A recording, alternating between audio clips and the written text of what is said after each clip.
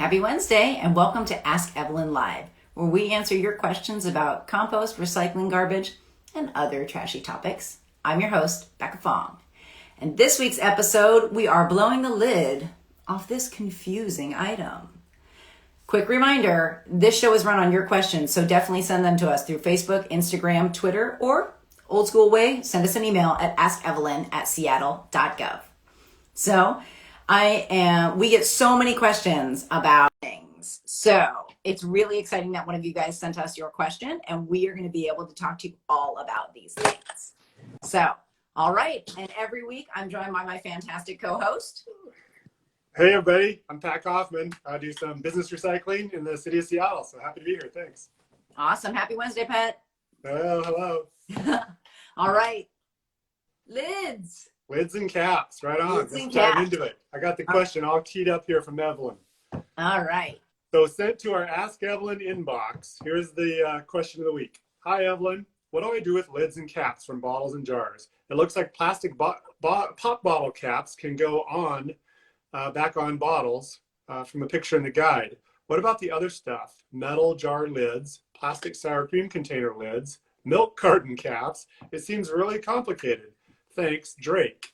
Well, Drake, quick answer. Becca, you want to fire it off? So quick answer is that we generally tell folks to use the 3-inch rule. So if something is larger than 3 inches, you'll see on my handy ruler here, then it can go into the recycling regardless of what the material is. So if it's larger than that, go ahead and throw them in, Drake. This is fantastic. So, and we use 3 inches as a guideline, but we'll get more into that in a second. If it is smaller than 3 inches and it's plastic on plastic, like a pop bottle cap on a pop bottle, then absolutely go ahead and throw those in. So milk jugs, I just screwed one of those plastic caps back on this morning. So that's the short answer. 3 inches, plastic on plastic, good to go.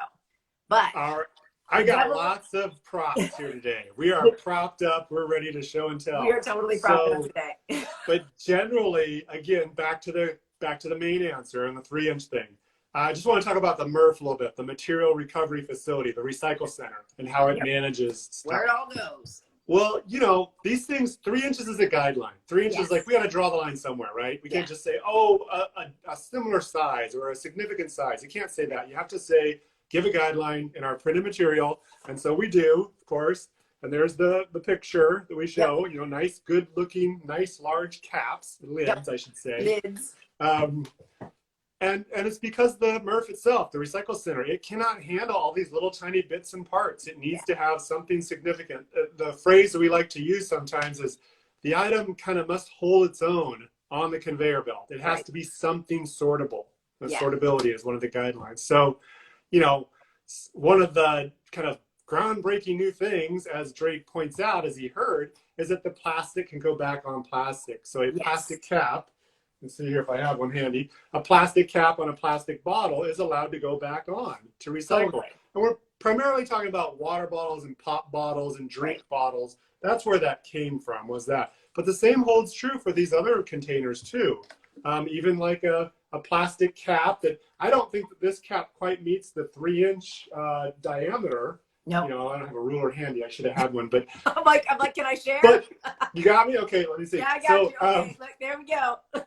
But this is exactly like the concept holds true for this. Plastic on plastic only, though. You know, we're not asking people to put lids back on containers when it's glass and metal.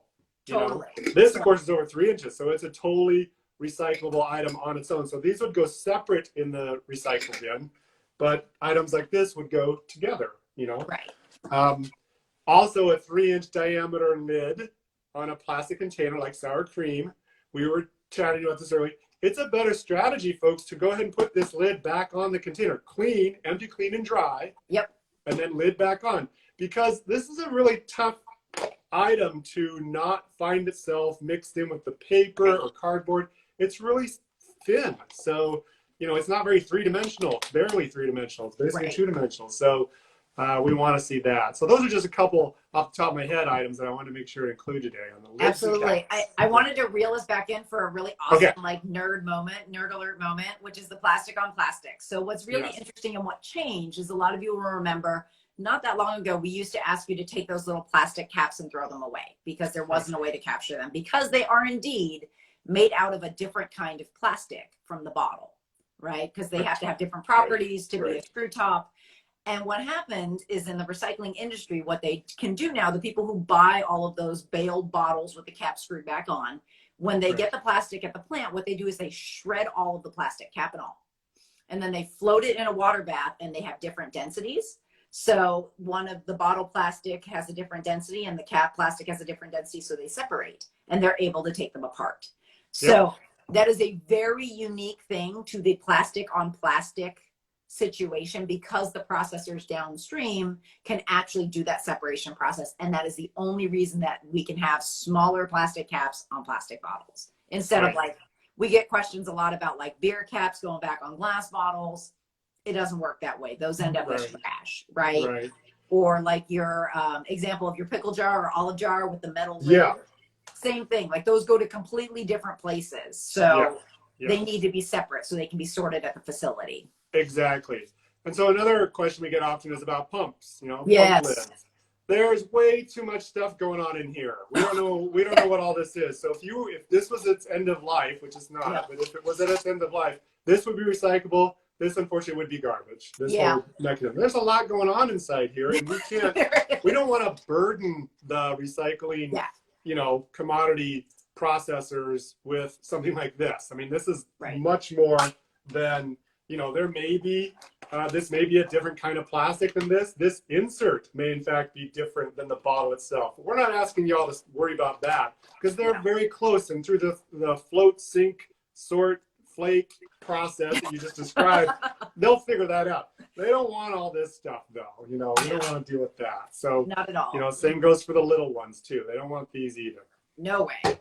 And then another thing that we do get a lot of questions about. So Drake, so you just you pulled a little thread, and there's all these different things. Yeah. And this is why it is so confusing, and we love talking to you and bringing you the show, is that another thing is Tetra packs. So the shelf stable, like soup cartons, and then also milk cartons with the screw spouts. Exactly, right there. So those, you can leave the plastic on, but really it just gets discarded in the process. You know, if you feel like you want to go after it and you want to take the plastic out, go ahead. We don't require that, but putting the cap back on is not going to help it be recycled. No go. That material gets thrown out. The spout is going to be, as we mentioned in previous shows, it'll be screened off in the pulping process. When they take that Tetra Pak box and they shred it down and they repulp it, and they're trying to capture all the paper fiber out of it. Anything else that's in there is just contamination. The printing layer, the laminate layer on the outside, all that's going to get screened out. They really want the fiber that was the structure of the box. That's what they're trying to capture. So that spout that's infused into the folds of the paper, that's going to get screened off early on because it's such a big item. But the cap, there'll be no benefit in recapping a Tetra Pak box or a milk carton box or something like that. Absolutely.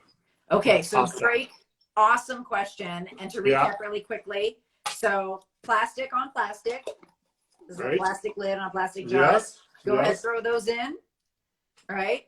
Yeah. And then anything, you know, anything that's smaller, if it's not plastic on plastic, plastic tops on plastic bottles, good to go, just like that. And then if you have a glass jar and a metal lid, you want to make sure that those are separate, because those are going to go to two different places. Right. So. And then metal to metal, Becca. Here's another. Like, this is one thing I do. We have little kitty cats here at the house, so this is my cat can trick. And I wouldn't want to try and recycle this peel-off lid separately. It's got sharp edges. It's not ideal. So put it inside and you crimp the sides, and you can get that yield, that metal that came with the product, can go back and find its way to the metal recycling facility. Awesome. I know, Pat, you beat me to our weekly waste tip. I think that's a really good one that I got from you, which is fantastic, because I do that same thing. We have a Did you? I'm sorry. No, you're great. I mean, and that's great though, because those little can lids, you know, metal is just recyclable over and over again. So figuring out a way for it to be sorted properly is an awesome tip.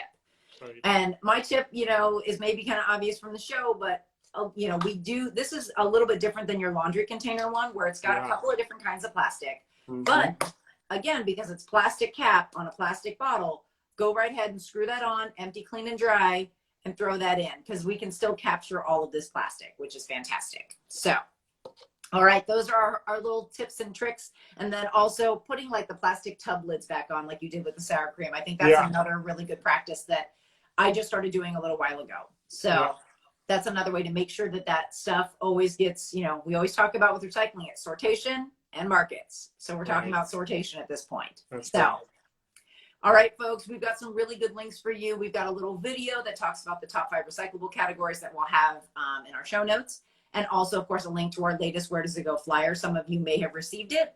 And if you have not, then you have a digital copy that you can save and look at all the time when you have questions or just admire its amazingness. So with that, a good reminder that thank you guys so much for sending your questions. Drake, thank you so much for your question this week. And just keep them coming, people. We love it. We love it. Next week, you will have a special guest host, Angela Wallace, who has been with us before. Yes. So there's some pretty exciting stuff there that you are going to talk with her. Right, Pat? That sounds like fun. We'll do it again. We've done it before. We'll do it again. We'll miss you, though, Becca. We'll see you in a couple weeks. I'll miss you guys, too. But I will be back the week after. So. All right. All right. Well, with that, thank you guys so much for joining us. And I'm Becca Fong. And remember, life's simpler with less stuff. And I'm Pat Kaufman. Remember to recycle right. Have a good week. Bye. Bye.